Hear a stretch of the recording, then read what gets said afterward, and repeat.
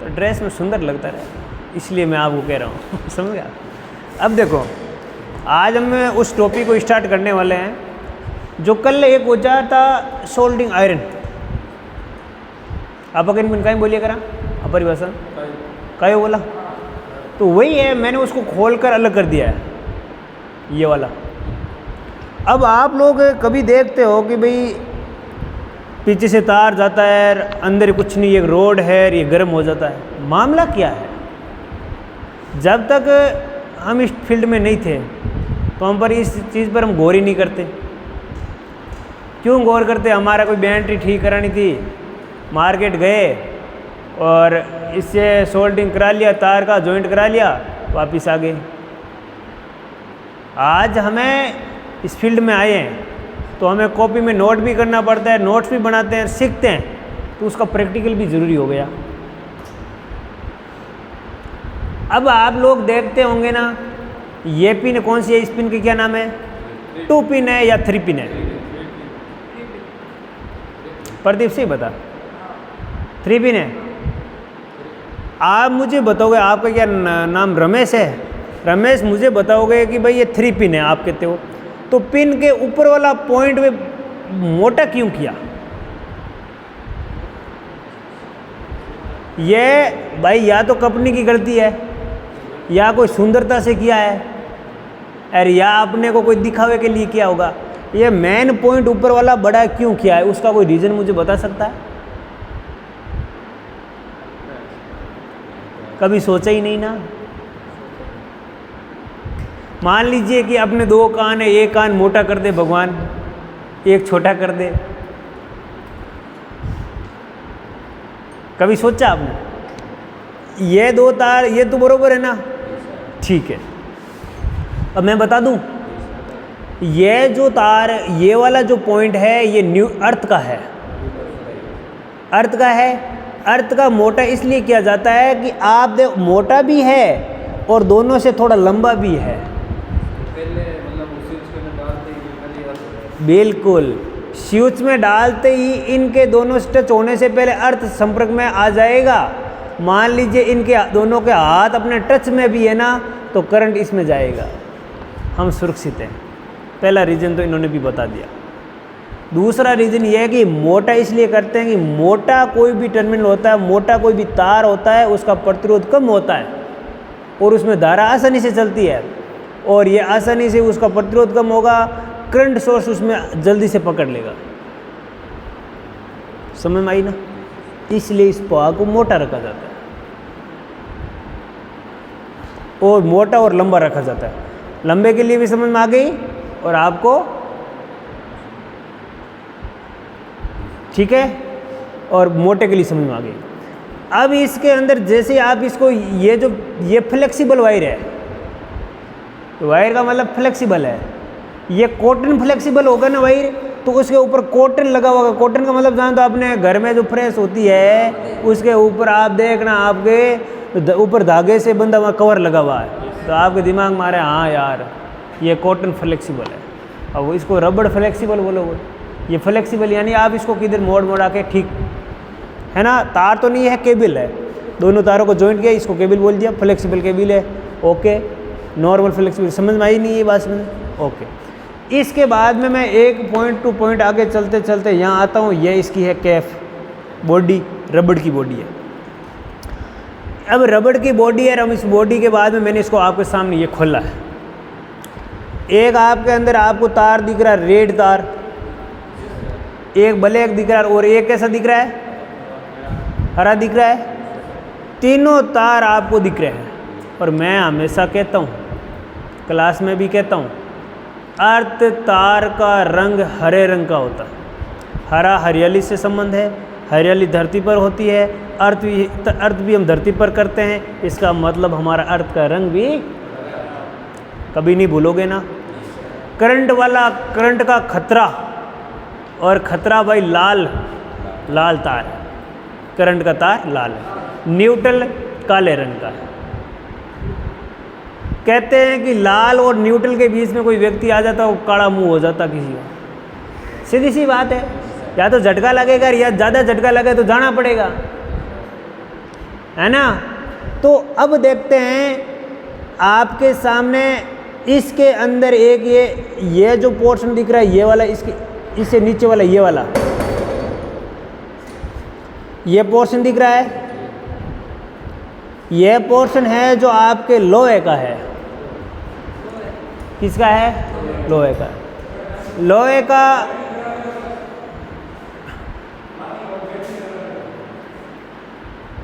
कोई नहीं है, नहीं एक बैठ जाओ, आप करेंगे व्यवस्था करेंगे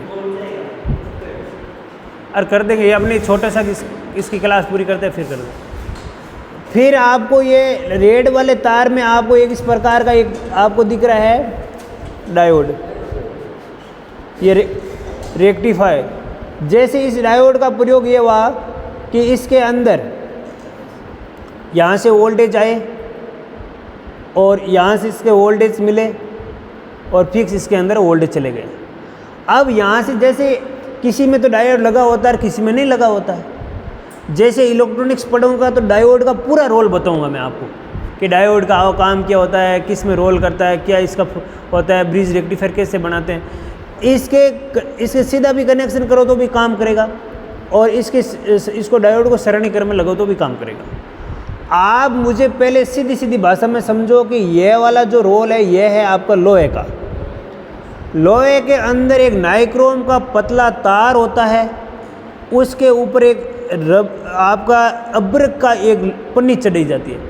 अब्रक होती है उष्मा की तो चालक है, विद्युत की होती है कुचालक। अब सुनते समझोगे ना तो समझ में आएगा। उष्मा की चालक मतलब उष्मा को तो पार कर देगी, विद्युत की कुचालक मतलब करंट को आगे नहीं जाने देगी। कि उसके पास में उष्मा आएगी तो वह खुद नहीं जलेगी। जैसे अपने विद्युत प्रेस होती है, इस जो अपने लेते हैं उसके ऊपर एक पन्ना होता है और वही पन्ना वही अब्रक है, वही पन्ना होता है और उस पन्ने में से उष्मा तो आ रही है जबकि उसमें आप हाल अगर करंट नहीं आ रहा। सेम पानी वाली रोड में तो पाउडर होता है, उसका रोल अलग है। हाँ उसका कोई अलग ये अब्रक का कोई लेप करके डाली हुई होगी। तो जैसे ये लोहे का है, ऊपर आपने अब्रक डाली तो आप इसको हाथ लगाओ कोई करंट नहीं लगेगा, पहले काम तो ये होगा। अब जैसे इसमें गया करंट तो नाइक्रोम का तार, अंदर नाइक्रोम का तार काम होता है कि उष्मा देना। तांबा प्लस क्रोमियम से बनता है, 80% कॉपर प्लस 20% क्रोमियम से मिश्रण से आपका नाइक्रोम का तार का निर्माण होता है। नाइक्रोम के तार में जैसे सप्लाई दी तो वह गर्म हुआ, गर्म होते ही आपके ऊपर लोहे का ये लोहे की कैप लगी हुई, लोहे की कैप हुई गर्म। लोहे की जस्ट कैप गर्म हुई तो ऊपर हमारा लगा हुआ एक तांबे का कैप। तो लोहे का गर्म होने के बाद में तांबे का कैप गर्म होगा और तांबे का कैप गर्म होने के बाद में हमारे जो टीन वाला तार होता है उसको ये तांबे का बीट ये पिघला देगा। जैसे ये तांबे का पता करना है ये तांबे का है या नहीं है, ये जंग लगा हुआ है, मैं आपको घिस के बता देता हूँ। ये और नीचे वाला भी घिस के बता देता हूँ, ये सफ़ेद आ रहा लोहे का। तो अब कभी कभी सवाल यहाँ से क्या पूछे जाते हैं और क्या सवाल बनते हैं यहाँ सुनो। पहले प्रैक्टिकल सीख जाओगे, सोल्डिंग आयरन का कोई सवाल आएगा तो दिमाग में सीधे खुलकर आएगा कि हाँ भाई ये ठीक है। पूछा जाता है कि सोल्डिंग आयरन का बिट बना हुआ होता है कॉपर, तांबा या कॉपर बोला जाए। दूसरा सवाल आपसे पूछा जाए कि सोल्डिंग आयरन कितने वाट तक का होता है, कल परसों लिखाया था कॉपी में, याद करो। वाट पूछ रहा हूँ, वोल्ट नहीं पूछ रहा हूँ। देखो देखो 35 वाट लिखा है, देखो साहब। तू पढ़ के नहीं आए ना, रमेश है मज़े लेने आया है, पढ़ने तू आया नहीं मुझे पता है। तो एक ही किस 15 से 35 वाट लिखा है ना, कोई सवाल का तू जवाब नहीं देता है। अरे छुप के बैठा, कल वीडियो के सामने बैठूंगा देख लेना, जवाब आना चाहिए धड़ाधड़। मैं इसलिए कहते हैं औजार, और औजार की 3-3 लाइनें लिखी ना, 3-3 लाइनें ही पढ़नी है, पूरी किताब नहीं पढ़नी है तुम्हें।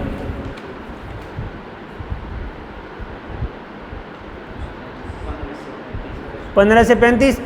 जैसे ही इसका आप इनका प्रयोग करने के बाद में आपको सीधे सीधे मैंने सावधानी में लिखाया है कि बीट को शार्प कर लेना चाहिए रेती से।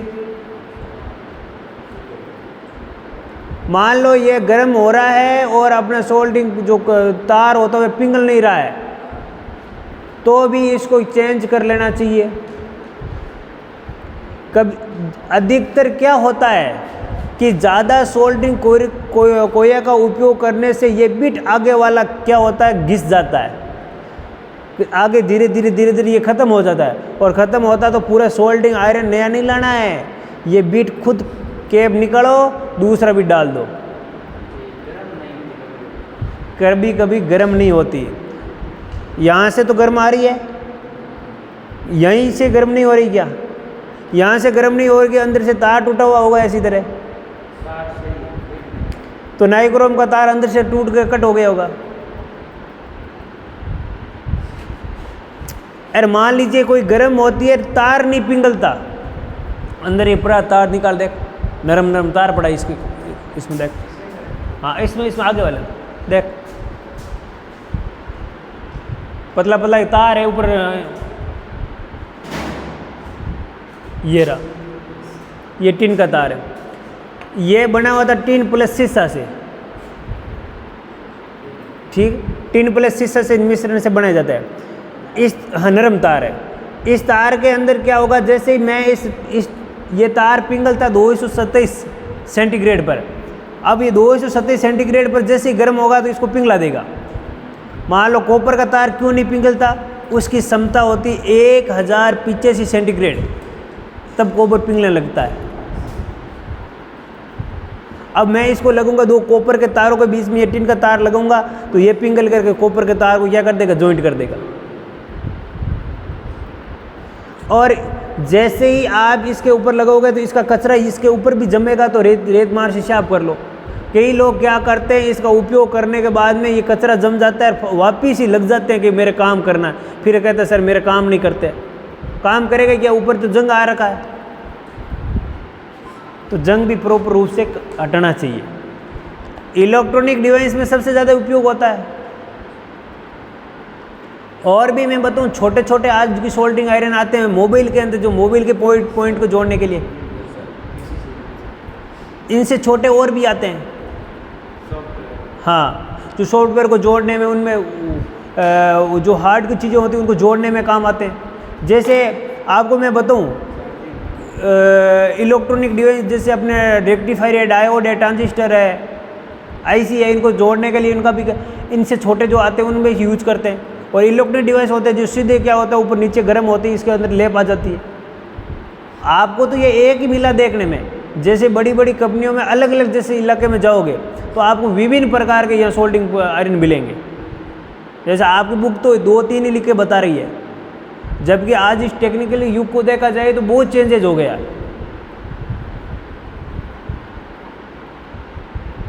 आया ना बात समझ में? तो इसका उपयोग करने के बाद में इसकी सावधानी रखोगे। अब सावधानी क्या रखनी है, मान लीजिए मैं इसको जैसे कैप को लगा देता हूँ, और कैप को लगाने के बाद में आप क्या करोगे कि ठीक है सर लगा तो दी, पर हमारा काम क्या रहता है,